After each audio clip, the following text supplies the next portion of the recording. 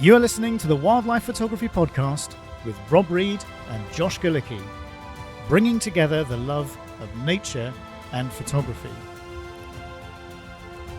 Episode 24, Making the Most of Unfavourable Conditions.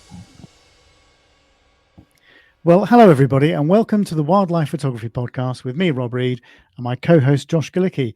Hey Josh, how's it going? Hey, good, Rob. Just trying to survive the news cycle these past couple of days, but I'm hanging in there. we were talking about that before we started recording. It's we're recording this the day after the first presidential debate in America, which will have hit the news all around the world, I'm sure. But should we pass over that? Yeah, absolutely. I have to say, it's getting ready for the next generation at some point to take things over, but we'll see what happens. Yeah, we'll see what happens. But we've got our election before you. and we've got a prime minister that clearly doesn't want to be prime minister anymore. But hey, no sense fretting on things we can't control, I guess, right? But that's why photography is so much fun. This is a reason we do it, so we can escape from all this nonsense that goes on around us. But anyway, what we thought we'd do today, we thought we'd have a chat about making the most of unfavourable photographic conditions, and this really came about because I've just come back from France. I spent just over a week traveling through France and on a bit of a road trip. Ended up spending a week down in the south, and was only an hour and a half away from the bird park in the Camargue. So I couldn't pass up the opportunity of spending an afternoon there. But I couldn't. It was difficult, going with my wife and my dog and everything. Obviously, it was a holiday, so time was limited. But I managed to get a window and managed to spend an afternoon there. But the weather wasn't as good as I'd have hoped it would have been. So I just had to make the most of the conditions that I had and adapt my shooting style just to get something artistic and something nice. And I've shown you some of the things, haven't I, that I took and I've processed so far. So, and I'm actually really pleased with what came out. So it kind of sparked the idea that, okay, the conditions might not be favorable in what I was hoping for, because I went there and got there middle of the afternoon, because you can't go in there early because they don't open early, but you can pretty much stay as late as you like. So that means that my plan was to use that nice evening light, rather obviously than being able to do it at dawn. So, but it didn't work out that way because conditions ended up being overcast, and it was pretty stormy towards the end of my visit there. So I had to work with fairly bright but diffuse light, and do what I could, because I wasn't going to get that nice sort of that nice warm light at the end of the day. The sort of sunset silhouettes or anything like that was not going to be possible. So I just had to work with what I had. And actually I've come away from that and I'm really, really pleased with the stuff that I took. I'm desperate to go back again. An afternoon wasn't enough. I can't remember how many pictures I took, but I think it was over 6,000, I think, in about 4 hours. Oh, wow. That's a lot. Thank you, Z9. Yeah. Well, thank you, 20 frames a second. It's pretty cool. So that's what I thought we'd have a chat about, because I'm sure this happens to a lot of people that are listening, especially if you go away somewhere and you don't have if you shoot locally, you have that luxury of being able to pick the weather and being able to pick those right conditions. But if you book a trip, you just have to work with what you get. And I know you've been to places like the Falklands, Josh, where the weather can be very changeable. And you just have to work with what life gives you, basically. Absolutely. I used to have this ritual of looking at the weather forecast a couple days out, wherever I was going, whether Falklands or wherever the destination was, and checking to see what the light's going to, and at a certain point you just can't fret about it. So I stopped doing that. I'm like, I'm just going to wake up and take whatever shows up. But yeah, you just never know. And when you plan that trip and you travel like you just did to southern France, I mean, you have that date set, you make the arrangements to get there, and it's not in your backyard, so you don't have the flexibility to control the situation or go out in whatever situation you choose. You have to take what's given to you. Yeah. And the other thing that you also got to cope with is going to a new location and you're photographing birds you've never photographed before. I mean, I'd never Yeah. photographed lesser flamingo for example before. You're like a kid in a sweet shop. I mean, you don't know which sweet to try first because you don't know the location. So you've got that disadvantage, if you like. You've got a subject you've never photographed before, so you're so keen and eager to get and well, not replicate things you've seen before, but experiment with a new species. So your shutter finger's very itchy. Let's put it that way. It certainly was with me when I got there. So you have this disadvantage of you don't know what the weather's going to do. You don't know the location very well. You don't know how the species behave. You don't really know what to expect. You just have to turn up and work with what you find.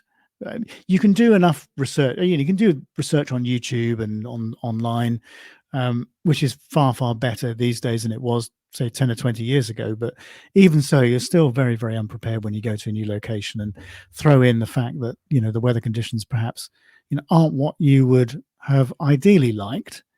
It can make things tricky. Yeah. So you have to think on your feet. This is basically what I wanted to try and get across in this podcast is thinking on your feet and coming up with the best things that you can possibly achieve given the limitations that you have on the day. Excuse me. So if I explain, well, I think I've already explained the conditions that I had when I went to the Camargue, and this is a really good example, actually. I said I didn't know the location, didn't know the species, didn't know the layout of the place, didn't know how they were going to behave, didn't know what the weather was going to throw at me. So as it happened, we got this high cloud, very bright but overcast. The water was, when I got there, I'd been warned actually about this. In fact, Georgina went to the last year, this time last year. Did she go for the horses, or was she there for the film? Maybe both. She just went to the bird park, I think. Okay.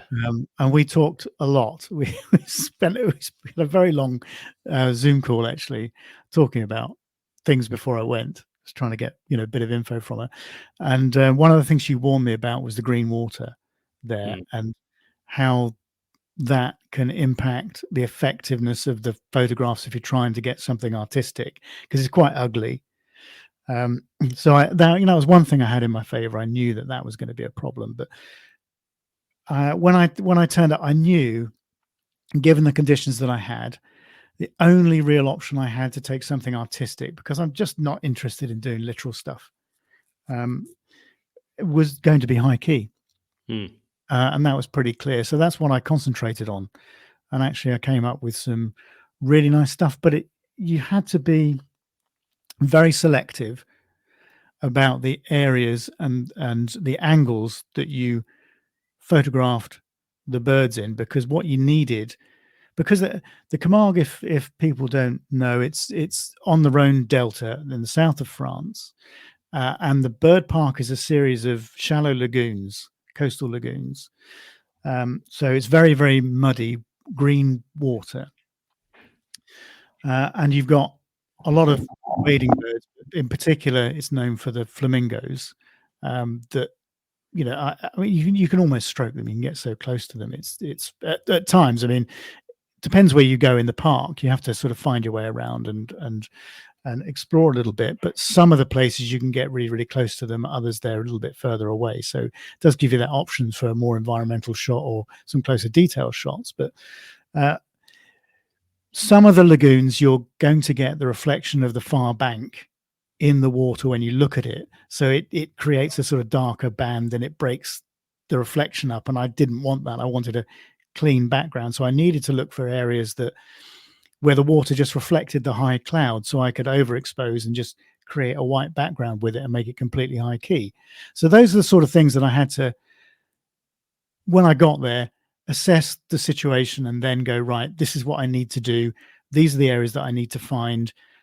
And I just needed to concentrate on those because I only had a limited amount of time. So I just thought that's a pretty good example of turning up somewhere you don't know, but just using your experience as a photographer in the situations you've been in before to get the best out of a limited time window that you have in a place that is going to be difficult for you to go back to easily. Because, south of France takes a while for me to get to. Yeah. We obviously drove down there, but it's going to take a couple of days.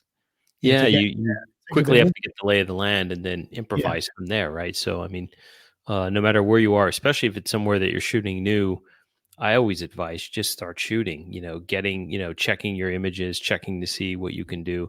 And I'll say just, stepping back to your example with, high key and the flamingos at the Camargue based on the weather conditions that you had in the light. Some of the most artistic images that I've seen, and most photographers that I know who've taken artistic images, what's compelled them to do that is really the situation, being in a situation where maybe it was a midday harsh light or they were bored and they were experimenting with different types of shooting techniques.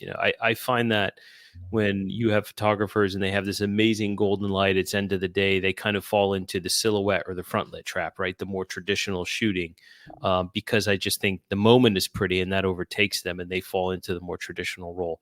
The unique stuff that we see, and we've seen it in wild art, for the past couple of years, it comes, I think, in situations where they're not ideal, and it requires the photographer to improvise, and call an audible and change things up. So, in a way, like as you just said, I mean, you could take advantage of a situation like that in a good way, but you have to think about it.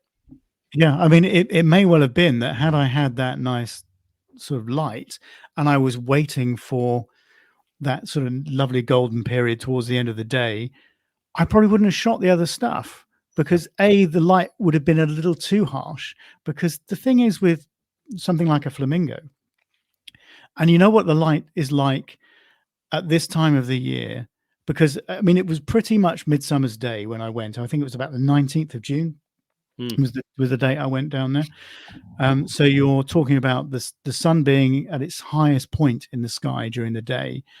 And that makes it very, very harsh on a white, white and pink bird, and it almost makes it very, very tricky to get something decent. So my ideal situation would have been that high cloud during the latter part of the afternoon, then it clears away and I get this beautiful golden light at the end of it. But it wasn't going to happen. But the anticipation of that golden light may well have stopped me from doing the other stuff. Yeah. So I get it, because we get so myopically focused on the sort of image that we want to create. And when the conditions don't sort of align and allow us to do it, then you have to think of something else. And I think you're right. That's when maybe the most sort of creative stuff actually happens. It's like, what do you do if it's chucking it down with rain? I mean, you've been in those situations yourself, surely. Yeah, absolutely. Falklands, Shetland. Sometimes, for the first time I think ever, I was at Hermanus, and we were shooting on the cliffs, and the rain was coming up from below me and whacking me from the side. So that was the first. But yeah, I mean, you always have to improvise. The other situation I can think of that is a bit different to your example down in the Camargue, even where most wildlife photographers, they always have a favorite spot that they shoot that they go back to again and again. For me, it's out back in the cove behind my house. I'm always out there shooting. And if you're returning to the same place over and over again, it gets boring if you're shooting the same thing over and over. So you constantly, and it's the same subjects for the most part, depending on the time of the year. So you're constantly thinking about, okay, how could I do this different? Should I bring out a different focal length? Should I use light differently? Should I compose this differently? Because if you don't think of these things and try to, improvise or do something unique, you're just going to have the same shot over and over again. So I think redundancy also leads photographers, I know it does for me, to try to come up with different things. Songbirds are another good example. I was just shooting them about a month ago during spring migration, and every year it's the same birds. They come in and it's bird on a stick, or what else are you going to do, right? So over the past couple of years, it's compelled me to do different things with, camera traps, wider focal lengths, different ways of using flash. So I think redundancy also drives a lot of photographers to try to come up with something unique or something that's photographed a lot. How do I photograph something like this different? Well, you just photographed, Rob, the flamingos down there in the Camargue. Everybody shoots those, I should suspect, and there's millions, right? So when you show up, that I think helps to inform you, how can I be unique, or how can I do something different, more artistic? Yeah, because that's what I wanted to do. I wanted to do something a little different from some of the stuff that I'd seen.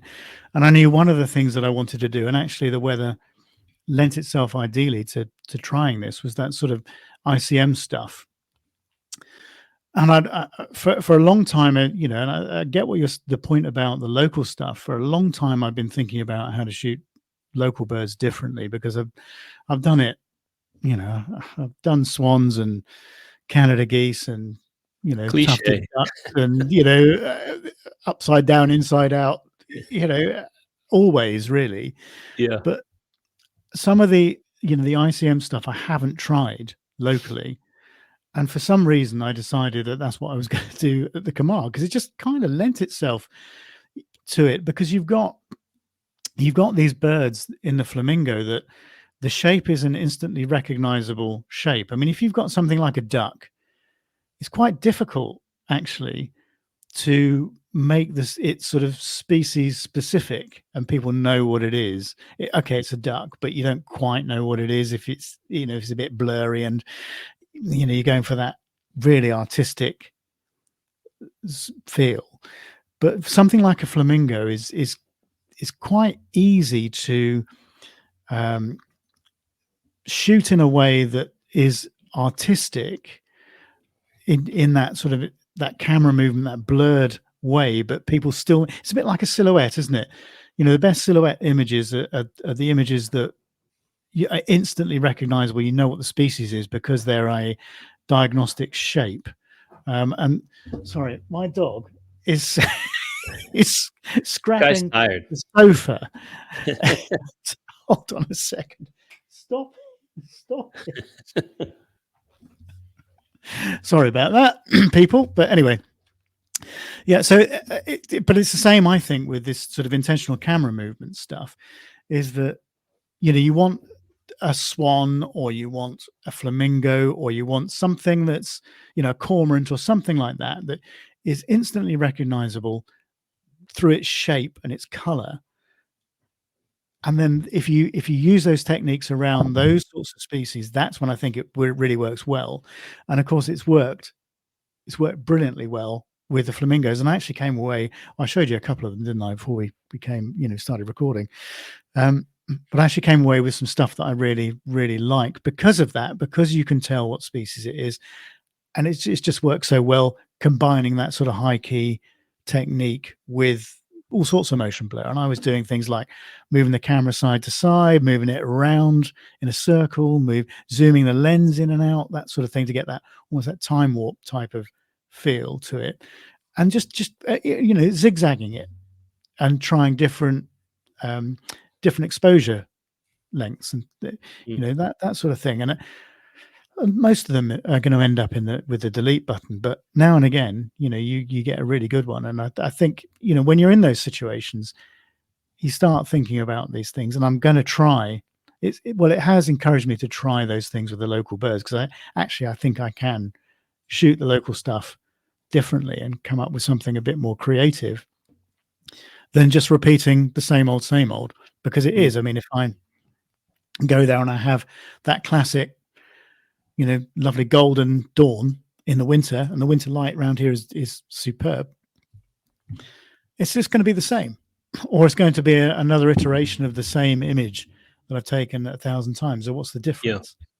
And it's a low stress shoot in the sense that if you don't obtain what you want, you can always go back the next day or the following day, and you're not thousands of miles away from your house, so you can always go to try again.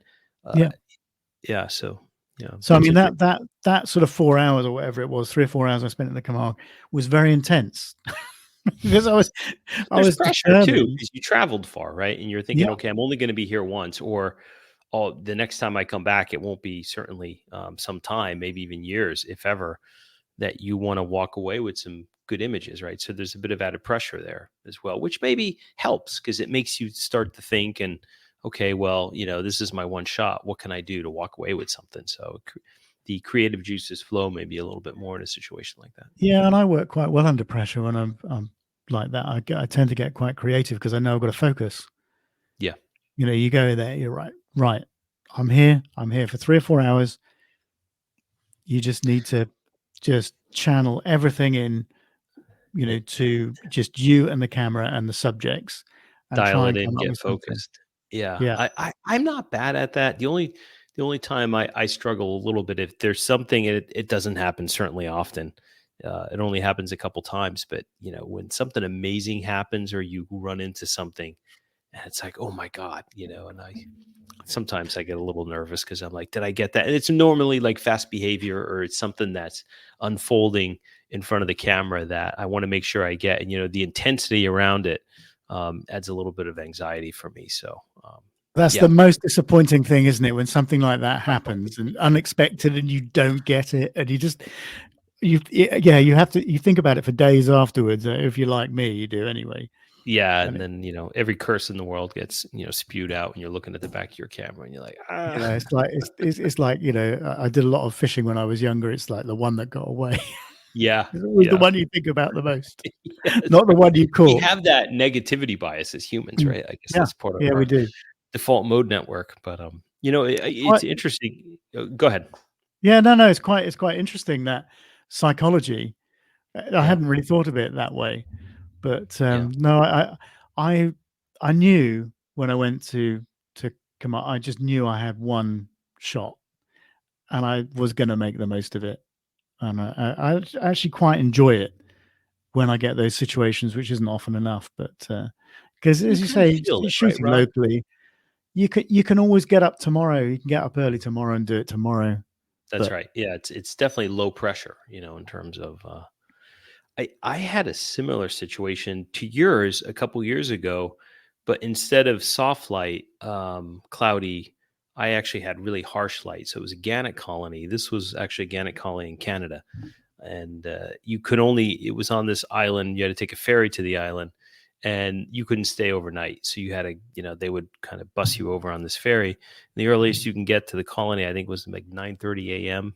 And at that point in time, you're far north. The light was already. People pray for clouds so they can do exactly what you were just yeah, talking yeah, about, yeah, or just relatively more high key stuff, and have more even light because the light's harsh. So the light was pretty harsh, and I'm like, ugh, what can I do here? And the Gannet's recording, it's not a situation like when you're on the Nos boat where they're diving in front of you. So you're kind of on this plateau and, all the nests are in front and their nests are roped off and you go up, near the line and you shoot the Gannets, doing the bill clacking and they call it, what is it? Sun gazing or whatever that term is yeah. when they look up to the sky. With a heads up, and they're yeah, yeah, Yeah, yeah. So a lot of that was going on, and the sky was just that blue sky behind it, and I find that rather boring and pretty plain, like that cyan bluebird sky. So I was playing around, I'm like, this is not working. So I put my polarizer on, and I polarized the sky, and it brought the sky down to almost a navy color that yeah. matched the a piece managed the Piece of blue the and eye, matched yeah, the blue in the Gannet's eyes, yeah, and it worked well. And even though there was some shadows, with I went in a little tighter, and depending upon the light angle, I got some really nice stuff over it. And everybody would message me and they would say, "What's going on with those colors?" And I'm like, "Well, it's just a polarizer. It's kind of harsh light, and it looked really cool." But again, I wouldn't have come up with that situation if I had if I didn't have to improvise and showing up at. that's a really interesting thing, isn't it? Who thinks of putting a polarizer on when you're photographing birds, for Yeah. example? And by darkening everything, the white stood out, right? So I was Yeah, able to, and that helped too because the birds are so white. You can underexpose the whites by a stop, maybe even two stops if you want.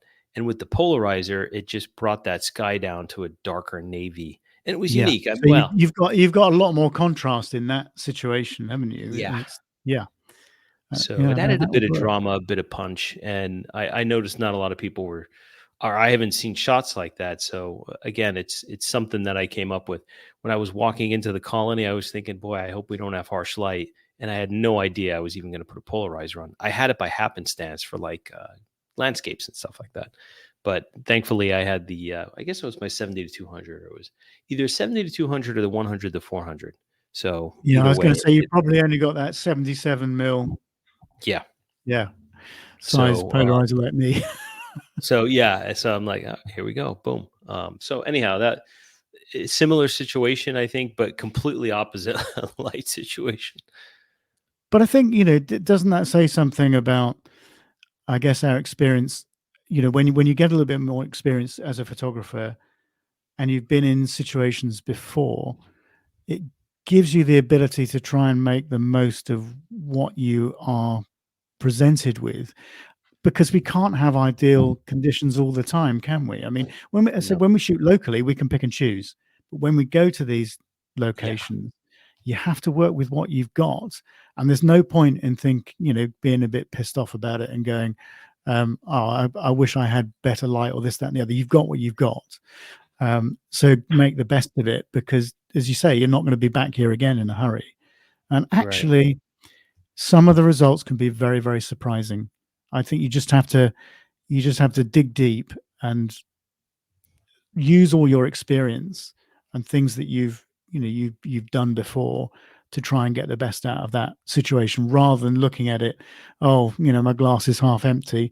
How am I ever going to create a decent image here? Yeah, I mean, some situations are very, very challenging. I remember when I went to the Rockies in Canada. That was 8 years ago. I can't believe it. I remember one of the best shoots we had in the 2 weeks we were there. It was raining, only lightly, but we had these elk that were just lying down in long grass and were, they had some just sort of strolling, lambing around in amongst, I guess they were birch or something like that trees. I can't remember, they're white bark. And actually some of the, it was nice light, because it was all, I mean, when you're photographing mammals, actually that sort of diffuse light in cloud and rain can be really good, because it brings out all the detail in the fur. Yeah. Which harsher light you're going to lose. But those sort of raindrops around just a sort of face of a doe deer poking out of the grass, that sort of added real atmosphere. And it was one of the most enjoyable shoots I think we had in the whole 2 weeks we were there. And I wasn't expecting it, because I was thinking, it's raining. Great. Yeah. What can we do? But it's just making the most of those situations, isn't it? You're right. And I find that most people are in those situations, or they feel compelled to come up with a unique approach in situations that they would normally see as difficult when they're on trips, as you're describing or I'm describing. That happens more often versus, if somebody's looking out in their back garden, they're like, okay, well, I'm not going to go out today. The weather doesn't look, or the conditions aren't ideal and what have you. So I think a lot more people are in this situation more commonly on trips where they have to shoot in a specific location. They've invested money, they've traveled, they're ready to shoot, and things don't always work out that way, but they're still going to go out and shoot, right? So because they've never been there before, they want to see what happens. Happened to me recently. Well, this is a couple years ago too. A separate trip. We went to Nome, Alaska, which is just right below the Arctic Circle. It's kind of, I guess it would be the equivalent of Norway in Europe, or northern Norway, with shorebirds and fox and muskox and stuff like that. So it's quite similar. And the first night we had epic light, and this was near midsummer at the time, and the sun just didn't set up there. I mean, we just had midnight sun. We were shooting; it was great. We were there for 2.5 weeks after. It was a long trip, one of the longest trips I've ever taken. The sun did not come out after that first day, that first evening, and it was just rain and clouds, and you have to adapt, and well, you're there, aren't you? You've got to get something. Yeah. I mean, we all love that dramatic light, don't we? We all love that sort of low, the backlighting, the bokeh and all that sort of stuff. I mean, I love getting that sort of thing in photographs, but it's just not possible all the time. And Yeah. actually, wouldn't it be boring if we did the same thing over and over and over again, just with different subjects? It's nice to actually have the challenge of doing something a bit different, and finding actually that you've got the skill to come up with something that you're really pleased with. I mean, said some of the pictures that I took last week, when I was in the Camargue, I actually would print and put on the wall. And I don't say that about many of my Yeah. own photographs, but I do plan to at least to print one and hang it in the house. Mainly as a reminder of the trip because it was so good. But I wouldn't do it unless it was a really good photograph that I was proud of. Because when you, like a lot of people, if you put your work on display, I want to be proud of it. Yeah. Rather than, Definitely. people go, what the hell's that?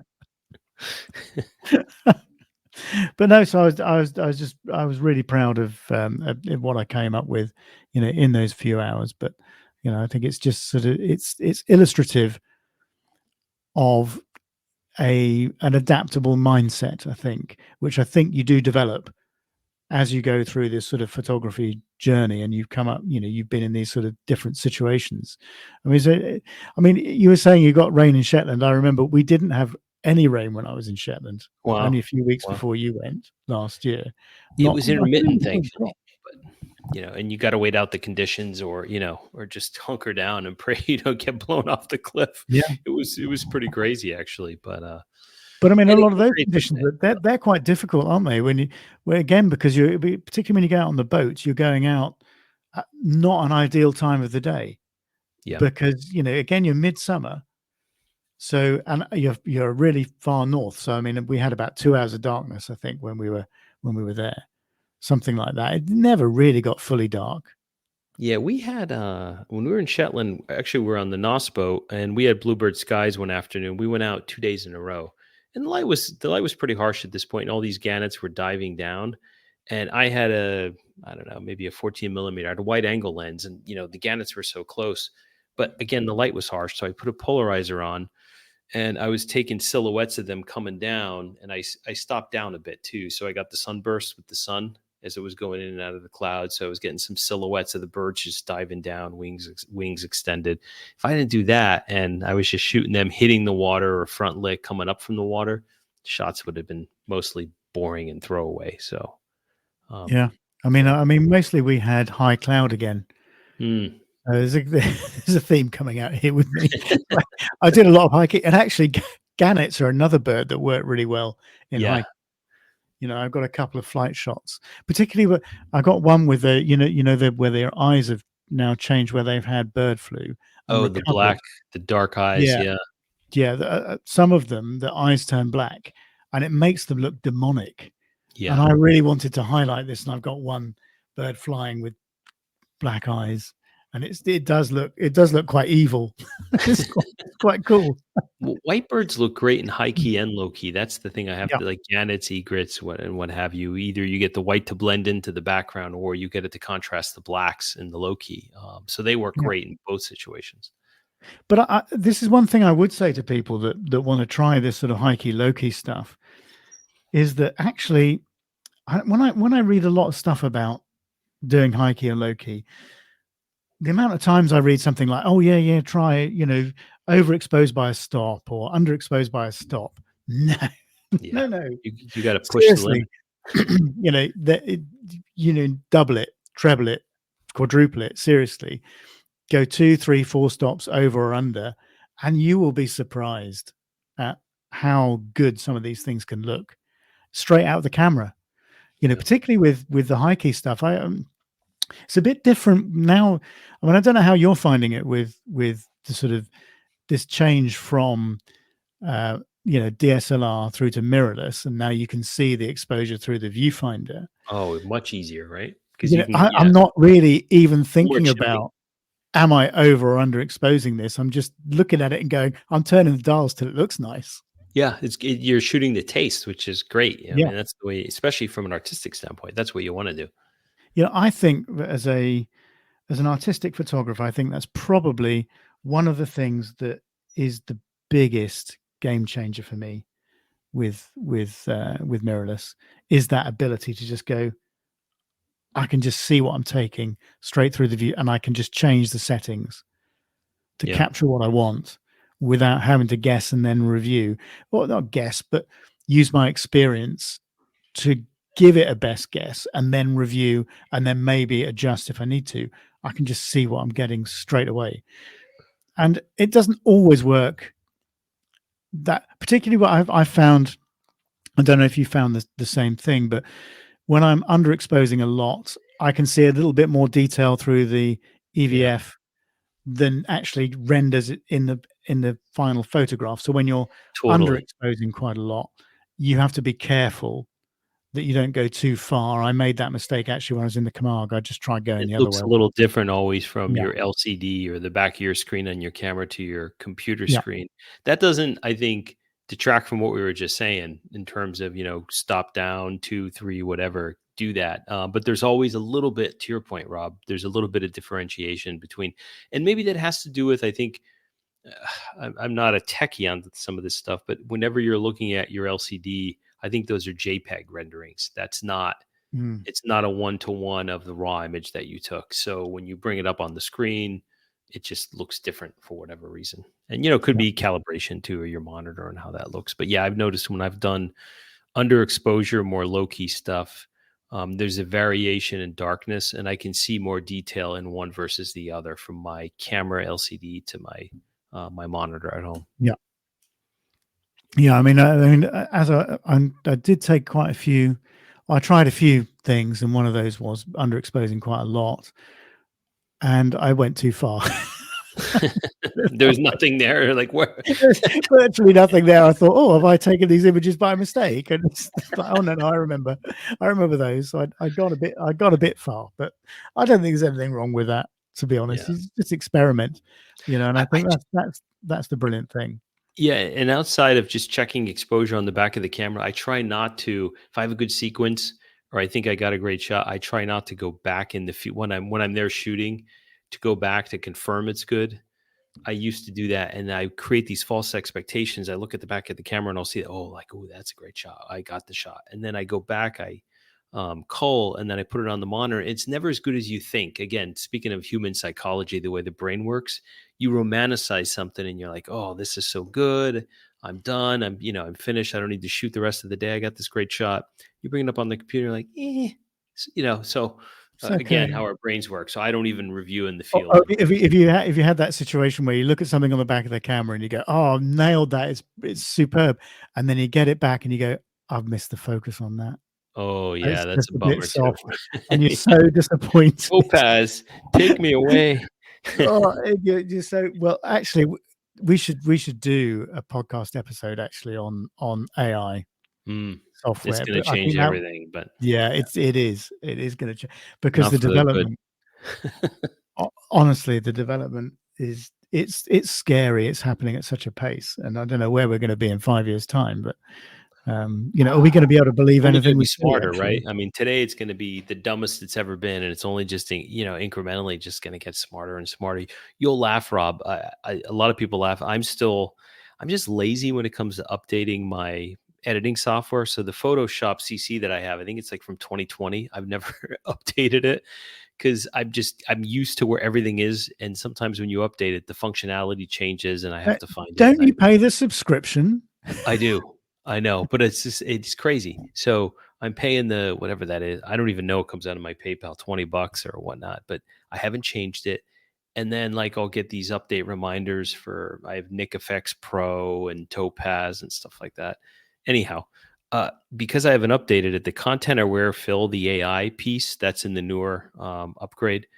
I mean, I looked at it. I mean, it's amazing what it'll come up with. I mean, it's not always right, but you can imagine where it's going to go in the future. And Oh yeah, I keep looking at these sort of Photoshop updates because I pay the subscription because I've got with the video editing I do as well. I've got that, and I've got Lightroom, and which I love. And Photoshop, and of course they're all bringing in these sort of background replacement things. You click of a button, poof, or you can bring in anything you want. You can put house in the middle of Lake Windermere if you want, or whatever. Well, it's whatever it happens to be. Yeah. Which is crazy. Which actually is another discussion we ought to have at some point. Is that is getting to the point where it's going to be scary because you can't quite believe anything you see anymore. Instagram has this thing now.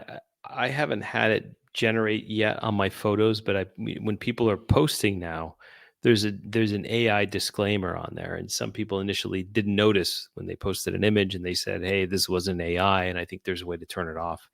I haven't investigated it too closely, but yeah, it's a big deal, and I think at a certain point soon, photographers are going to have to qualify and say this image is not a result of AI; it was taken in the field, and hopefully there's a way that there's some sort of authentication system where we could say as photographers, this is real life, we were there, and this isn't make believe or AI generated through ChatGPT or whatever the do you know it's one of the things that really concerns me about competitions, obviously, and having run them and running them, is how you police that, how you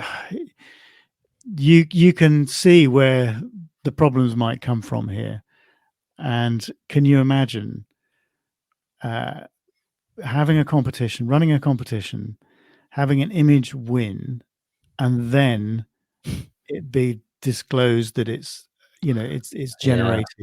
That happened last year, right? The one lady wanted to prove a point. I think whoever I forgot what contest it was, but it was it last year or a couple of years ago? No, maybe it was more than maybe it was longer than that. And I remember it was not a wildlife image. I don't think it was some sort of documentary or photojournalism shot, I think. But yeah, and I remember the photographer won, and it was their intention to potentially win and then disclose it was AI. And and no that raw image. I mean, you would think a raw image, right? I mean, give us the raw, and they're like, AI generated raw. I don't know. Well, I mean, it's just so embarrassing, isn't it? I mean, that's the problem, and people will try stuff. I mean, we've talked about it before. The things that people get up to win competitions.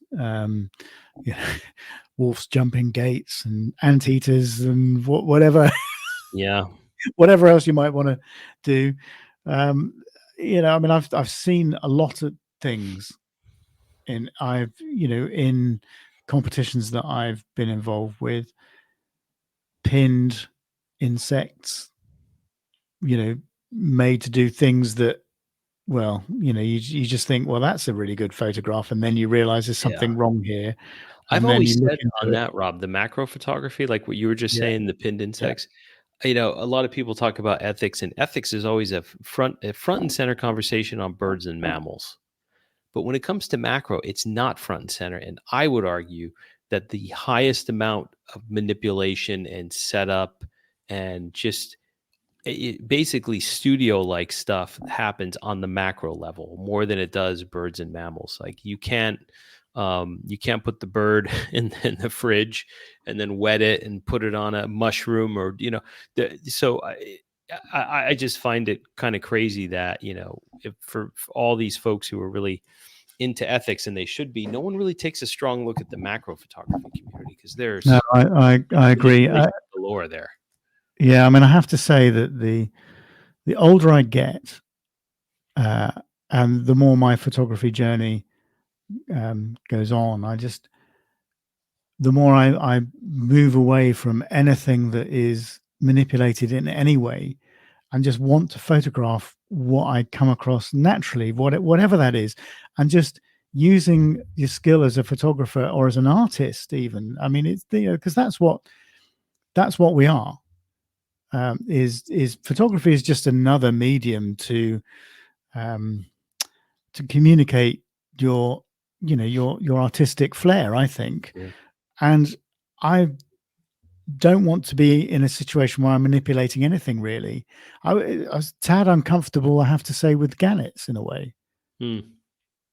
because you know that that's as fantastic as it is, and it is, and and people, we've said this before, if you've not done it, it's a hell of an experience. But maybe you could say it's natural behavior at this point, right? I mean, well, it's I mean, been so long. that is the way they behave. You're just Yeah, getting them to do it.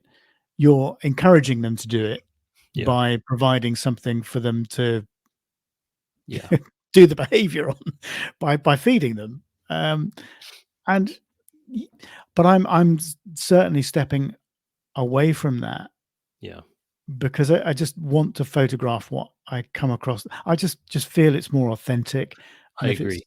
if it's more authentic, it's more pleasing for me, actually, to know that that thing hasn't been in the fridge and I haven't chilled it to make it sit still long Yeah, enough for me to photograph it. I was photographing bees and butterflies, and because the place we stayed in France, uh, was an organic, was basically was in it was a shared house. It was, well, it's a separate house, but the owners were on site, and we had a pool and everything else. It was really nice. But the guy that owned the place he had an organic garden, so he had a big garden, but he was growing all his own veg and things, and he had loads of lavender and that sort of stuff. And so it attracted a lot of insects. And of course, these things, because it's so warm at that down there, even at 6 in the morning, these things are as lively as anything. So you're never going to get them sat still. But I had quite good fun trying to chase them around and trying to, get some artistic shots of them. It was a bit of a challenge. I just looked at it that way, rather than sort of putting these things in a fridge, and to catching them, what you're putting them in the fridge, saying, natural cooling them down. behavior, or trying to Yeah, capture natural behavior, that really ties into what we're talking about as far as the theme of this discussion, right? I mean, that's part of, working with whatever the hand is that you've been dealt, and trying to figure out, okay, how can I best use this situation that's given to me, whether it's the light, whether it's, the animals behaving or whatever. When you're trying to capture natural behavior, you're much more in that situation than in a studio like situation where you're trying to yeah. manipulate the entire scene through audio calls, freezing the insects, spritzing water, or doing, or Having whatever them, it is. even catching them and putting them in a tank, Yeah. or whatever Yeah. it might be. Yeah. And I'm much happier.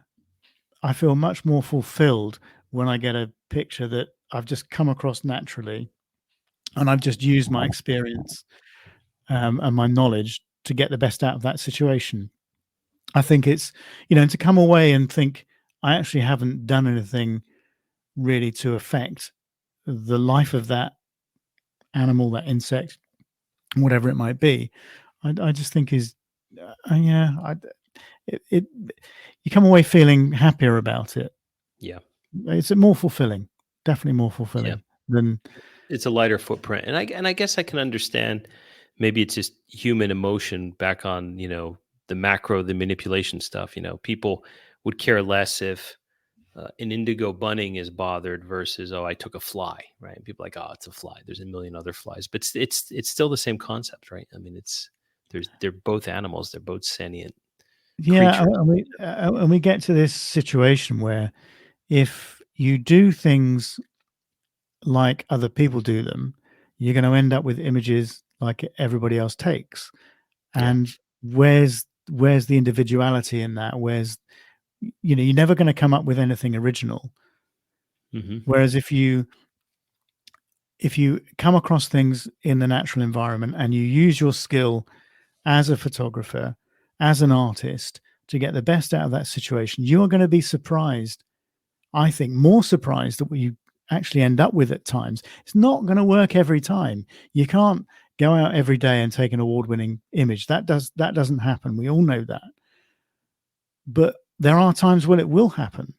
And we know that things that win competitions, it's not always, but the majority of times, the things that win competitions, the things that catch my eye much more, are those things that are original. And you don't get that by turning up at the same hide as the last 100 photographers have done, and photograph those cliches we talked about last time Yeah. in the same way, because there's no originality behind it. The images might be great and they might be enjoyed by loads of people. And I said, there's nothing wrong with, if that's what you want to do, that's fine. I'm not judging anybody, but from my point of view, I'm not interested in doing that anymore. I want to get a raw situation and make the most out of it and create what I can from it.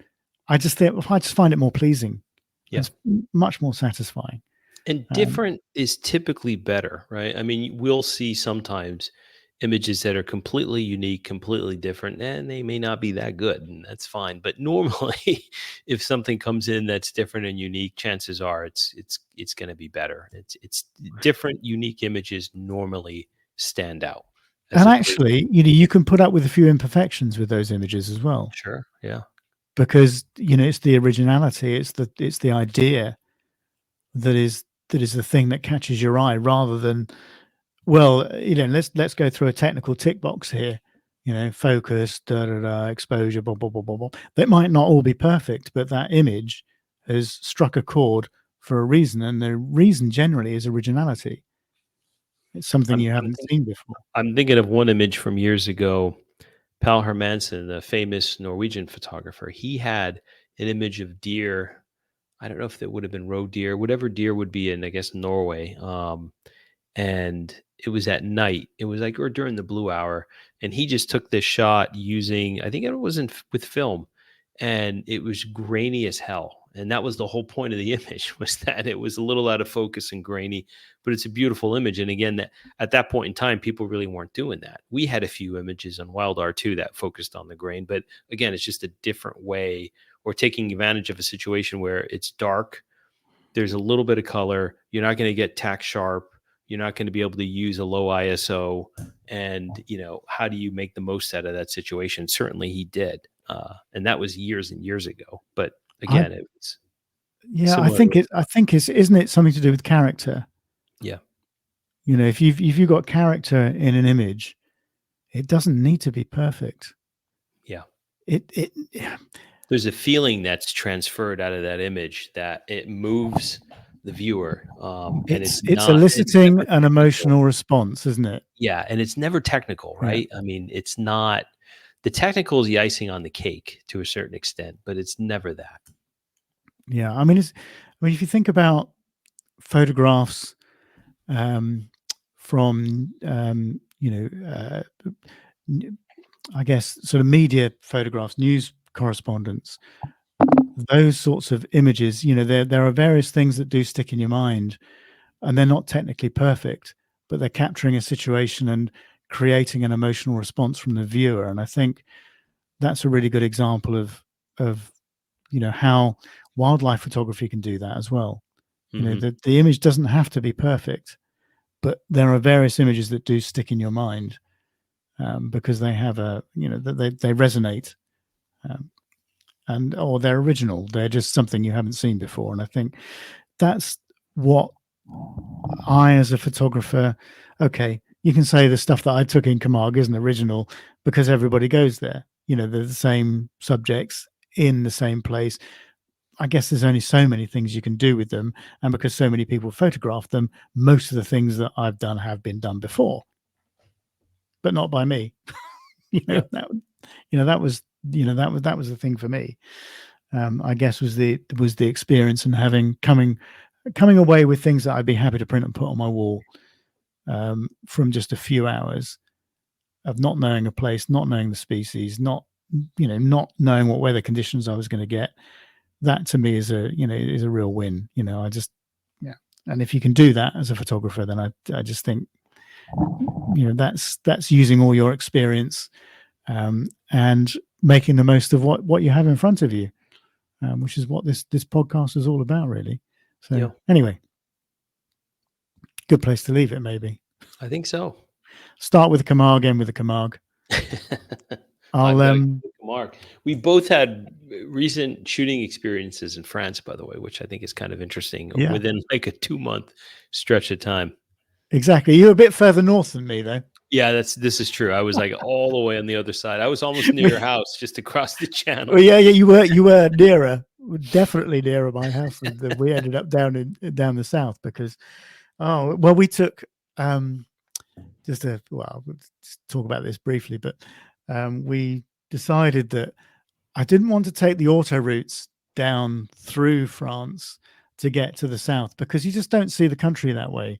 And I remember when I think I was 19 or 20 or whatever, I went over with a couple of friends and we did this.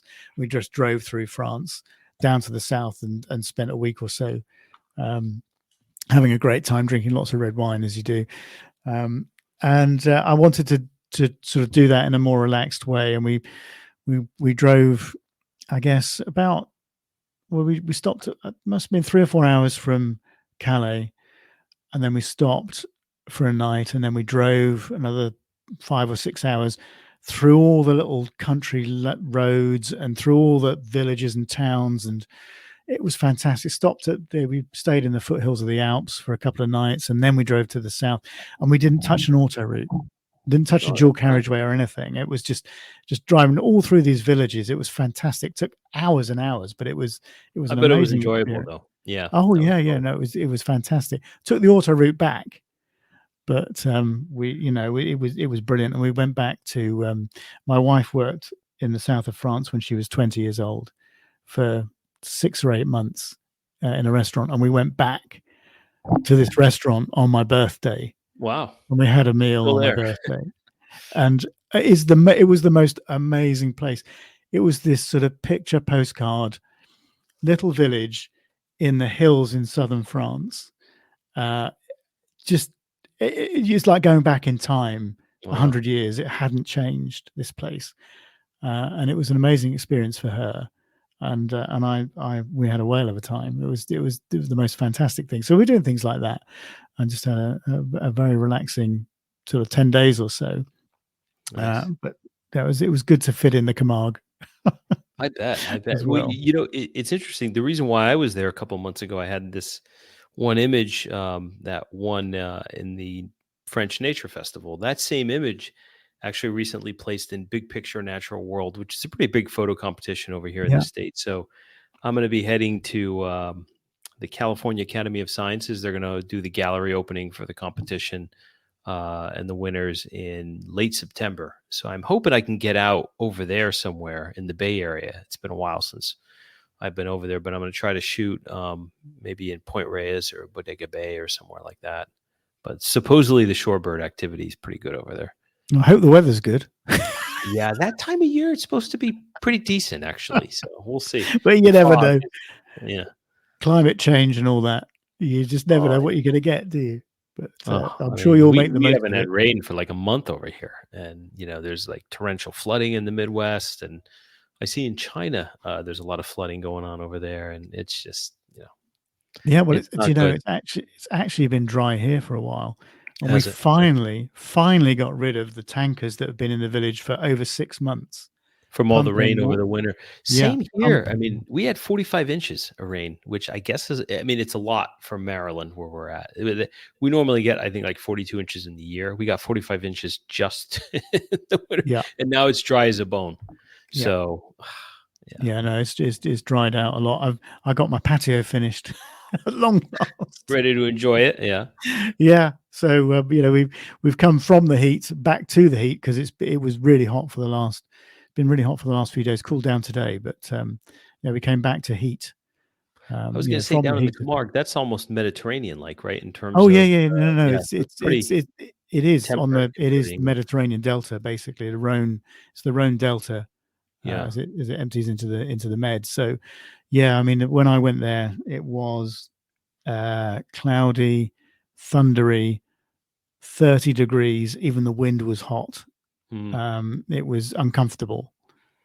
I have to say it was quite uncomfortable. Well, for me, I don't do the heat very well, so it was uncomfortable, but it was worth it. Yeah. It was worth sweating. Nice It yeah. was worth lying around in tons of bird crap like nobody else was doing. This is the other thing. I never saw anybody else lying on the floor taking pictures. They were all stood up. That's dedication. That's dedication. That is dedication. Actually, my best photos were probably with a bit more elevation, so I could get rid of the crappy The background. green. Yeah. But hey, you got to try, haven't you? And they were such fun to photograph. Honestly, if you've never been, you have to go. Yeah, I'd like to get there someday. I'd like to do the horses too when I'm there. So do the flamingos and the horses, and I yeah, there were obviously plenty. There more were of a plenty of horses manipulated around. experience, but you can. Yeah, and actually, I think if you spent some time in the area outside of the bird park itself, I think there would be so many opportunities. You drive along this road, which is it was about 30 kilometers long, I think, from. There are plenty of roundabouts in France. If you like driving roundabouts, go to France. I can't remember how many roundabouts I've been around in France, but anyway. But there's the last stretch to the bird park is about 30 k's along a pretty straight road through effectively paddy fields because they grow a lot of rice there. And you can't really stop because there's nowhere to pull over, and you can't stop on this road because it's a pretty major route. But there are loads of sort of wading ibis and those sorts of things. And you can imagine what's there to be discovered. So it's not just about the bird park. There'd be just so many other things to have a go at, I'm sure. Yeah. But you've only got with a limited amount of time. I just thought, no, just go to that place. And it said it was so cheap. I think I told you it was about €8 to get in. Yeah, that's really good. Over here it would be at least double that, and you pay for the parking. The parking's free. Turn up there, park your car, walk into the park, and literally just get on with it. Yeah, that's great. Which is a refreshing change from some of the places around. Yeah, that's for sure. But anyway, so what's next for you? Have you got anything lined up? Or nothing major outside of this trip to Frisco in late September for Big Picture. Other than that, just maybe some shorebirds in a couple of weeks. Where we're going to be in July now, so the first shorebirds will start coming back. So I'll try to make my way to some of the coastal beach areas in the next couple of weeks. Maybe some ponies, saltwater ponies, and that's about it. So I'd say shorebirds for the next, and some herons and stuff, but probably that for the next 2 months. And maybe the UK in the autumn. Maybe we got to. Yeah, maybe we'll see. Let's talk about that. We'll talk about that after we finish recording. Anyway, yeah, I mean, for me, I guess, where am I now? Processing my pictures from Camargue, obviously. Yeah. So I'll start posting some of those on Instagram so people can have a look at those. Where are we? Oh, I'm going to hopefully see Vic next week, Victoria Hillman. Oh, send her my regards, yeah. So, yeah, I hope you're going to hook up with her early next week and maybe do some orchid stuff in Somerset. Other than that, it's really waiting. I guess it's sort of insects and things like that at the moment, with the light and the birds. And saying that I should use some of my experience in the Camargue to photograph, the water birds around here a bit differently. But yeah, then it's really looking forward to September. It's a month I really, really like. So that's not far away now. Yeah. Scary how close it is, actually. Oh, and I don't know where this year's going, to be honest, but yeah, there you go. So yeah, I guess that's about it for me. But I'll tell you what it has done. Going there and photographing things in the Camargue has really reignited the fire, and I think sometimes you need those those experiences to get you going again. Because I've been in I've had a bit of a drought, so. Yeah, it's I'm looking forward to getting the camera out and seeing what else I can do. But anyway, there you go. We've been going for over an hour again, which is almost right at the hour. Yeah. So anyway, I hope everybody enjoyed our chat again. And what have we got next? We have got a couple of guests lined up. I keep promising them, don't I? But we have got a couple of guests lined up for the next 2 or 3 episodes, I think. Probably may well be guest episodes. So hopefully we'll be recording one next week. I need to line the others up, but there's going to be some interesting stuff. So look out for those. Hopefully it won't be too long before we get those out. Maybe sort of 2 or 3 weeks, perhaps. But anyway, I hope everybody's enjoyed that. I hope that's inspired you to go out and shoot even when the conditions aren't ideal, and come up with something new and original. And anyway, we'll see you all again next time. See you all.